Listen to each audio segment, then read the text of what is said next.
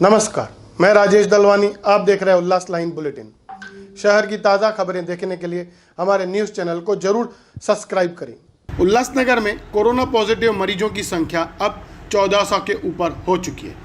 आज हम आपके सामने शहर में जो सस्पेक्टेड कोविड मरीज हैं उनका किस तरीके से उपचार हो रहा है वह बातें आपके सामने रखेंगे। शहर में जो सस्पेक्टेड मरीजों को सही और समय पर उपचार न मिलने की वजह से इनकी मृत्यु हो रही है, ऐसा आरोप समाज सेवक शिवाजी रगड़े ने प्रशासन पर भी लगाए हैं। इस विषय की गंभीरता को आयुक्त, महापौर, आरोग्य अधिकारी, डॉक्टर इनके ध्यान में लाने के बावजूद भी कोई ठोस और आवश्यक उपाय नहीं हो रहा है। सस्पेक्टेड मरीज में लक्षण मिलने के बाद रिपोर्ट आने तक रेड क्रॉस हॉस्पिटल में एडमिट किया जाता है। यहाँ एडमिट होने वाले मरीज की सेहत गंभीर होने पर भी यहाँ ऑक्सीजन के अलावा कोई भी अति आवश्यक सेवा नहीं है। इस वजह से टेस्ट करने के बाद रिपोर्ट आने के पहले ही सस्पेक्टेड कोविड मरीजों की मौत हो जाती है, ऐसा आरोप समाज सेवक शिवाजी रगड़े ने लगाया है। रगड़े का यह भी कहना है कि बार बार प्रशासन का ध्यान आकर्षण किया जाता है कि सस्पेक्टेड कोविड मरीजों को अति आवश्यक उपचार सुविधा देना आवश्यक है, परंतु प्रशासन ने हमेशा ही इस विषय को गंभीर ही नहीं लिया जा रहा है। इस पर क्या जानकारी दे रहे हैं समाज सेवक शिवाजी रगड़े, आइए जानते हैं उनसे।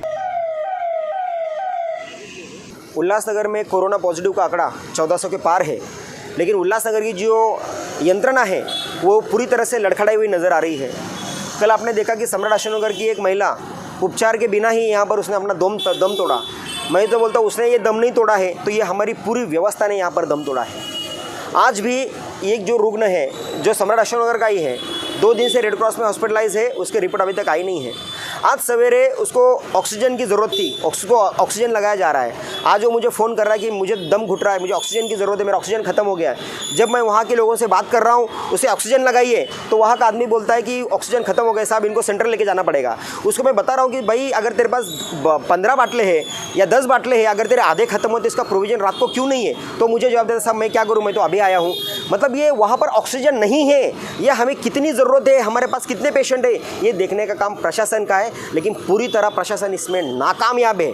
मैं कल से देख रहा हूँ कि यहाँ पर अगर हम कोई इनके नज़र में कुछ चीज़ें ला रहे हैं, हम इनको समझाने की कोशिश कर रहे हैं तो इनको ये राजनीति नज़र आ रही है। मैं आपके माध्यम से बता रहा हूँ मुझे ऐसी राजनीति की कोई ज़रूरत नहीं, मैं सारे पदों से त्याग दूंगा। ये हमें नगर सेवक पद भी नहीं चाहिए अगर हम हमारे लोगों का अगर उपचार नहीं कर सकते।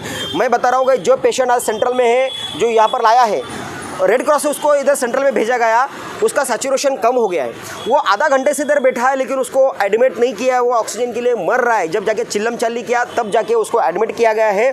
और दूसरी बात ऐसी है कि आज मैंने मुंबई के कई लोगों से बात की जो हॉस्पिटल्स में है, तो उनका कहना ऐसा है कि जो भी लक्षण वाला रुग्ण आता है जो सस्पेक्टेड कोविड है उसको कोविड पॉजिटिव की तरह ही ट्रीट करना चाहिए है, उसको उसी तरह उपचार देना चाहिए। जब तक उसके रिपोर्ट निगेटिव नहीं आते हैं उसको नॉन कोविड में शिफ्ट नहीं कर सकते। कोविड में ही 2 पोर्शन होने चाहिए, एक कोविड का और एक सस्पेक्टेड कोविड का।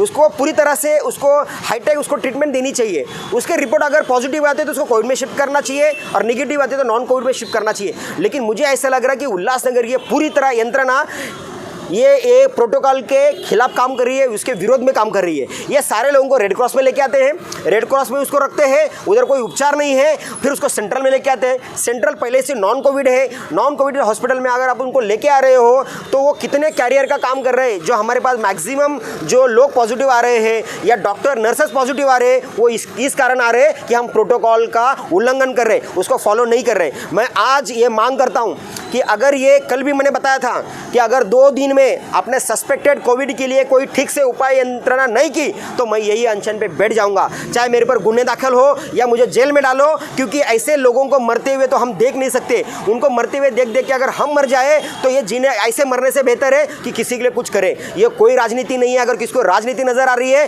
तो ऐसे लोगों को शर्म करनी चाहिए। इतने दिन से चल रहा है, हमारी इतने निधि आ रहे हैं, हमें उनको बार बार बता रहे हैं कि आप सेंट्रल हो गया, कामगार हो गया, रेड क्रॉस हो गया, जो हॉस्पिटल्स है उसको आप एडवांस कीजिए ताकि कोविड के बाद भी इसका जनता को फायदा होगा। लेकिन नहीं, ये खाली होटलिंग करने में बिजी है, क्वारंटाइन करने में बिजी है, लेकिन जो बेसिक ट्रीटमेंट है, जो उपचार लोगों को मिलने चाहिए वो नहीं मिल रहे। कल से मैं रेड क्रॉस और सेंटर में मिला के कल तक 47 लोगों की डेथ हुई है और अभी मेरे सामने यहाँ पर 3 लोग यहाँ पर मरे, एक ऊपर 12 नंबर में और 2 इमरजेंसी में। क्या यहाँ पर कोई डेथ ऑडिट नहीं हो रहा है? किसी को इतना भी संज्ञान नहीं है कि ये लोग मर क्यों रहे? इसके बारे में थोड़ी चर्चा करें, एनालिसिस करें कि लोग मर क्यों रहे। वो वही लोग ज़्यादा लोग मर रहे हैं जो सस्पेक्टेड है, टेस्ट लेने के बाद और रिपोर्ट आने के पहले मर रहे हैं क्योंकि उनको उपचार नहीं मिल रहे। आप पूरा जानकारी आज प्रशासन को ये खुलासा करना पड़ेगा। आपने दुनिया भर का क्वारंटाइन पे खर्चा कर रहे हो, खाने की बार बार सब शिकायत कर रहे हैं, आपने दवाई पे कितना खर्चा किया है, आपने बेसिक दवाइयाँ कितनी पहुँचाई इन लोगों के पास? आज प्रशासन को ये करना पड़ेगा, वरना मेरे जैसे और भी लोग यहाँ पर मरने के लिए तैयार है, लेकिन अब हम शहर में और लोगों को मरते हुए देख नहीं सकते। उल्लास लाइन बुलेटिन को सब्सक्राइब करें, बेल आइकॉन दबाएं और देखिए उल्लास लाइन बुलेटिन की न्यूज़ सबसे पहले आपके मोबाइल पर।